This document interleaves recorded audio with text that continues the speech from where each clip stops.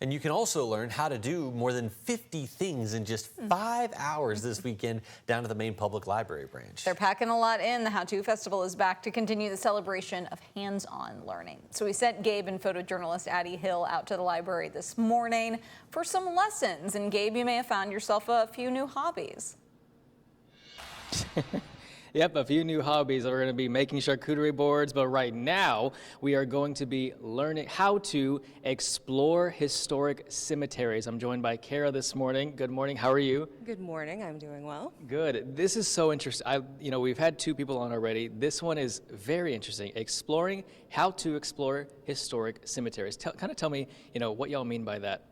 So I work at the main library where we have the Kentucky History Room. So we're often helping help folks find their relatives where they're buried, doing their genealogy. But I like to go to historic cemeteries to enjoy the free art, history, nature. I like to talk about and look at the different iconography, so the different pictures that you see on headstones and what they mean.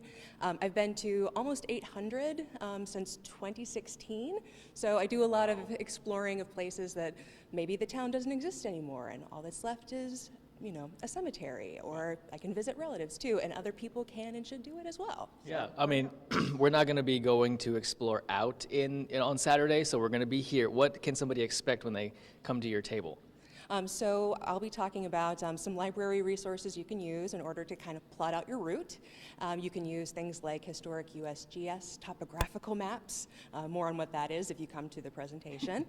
We have reference materials from different parts of the state that have tombstone inscriptions, interesting books such as this one that is Graves of the Lake Cumberland Basin, because there are parts of Kentucky that had to be flooded to make reservoirs and dams, and there are cemeteries that still exist under those spaces.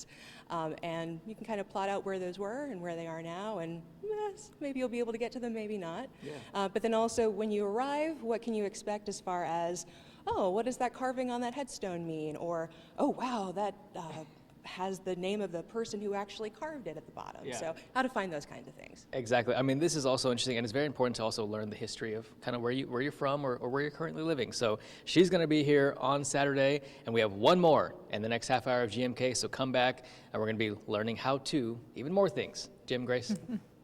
It is such a fun festival, and Jim, you mentioned the array of stuff that you can learn how to do goes beyond what you would think you might find at a library. There's literally something for everybody. There are things that appeal to a broad amount of people. There are things that appeal to maybe just a very niche number of people. But Matt, you will definitely find something out at the How To Festival.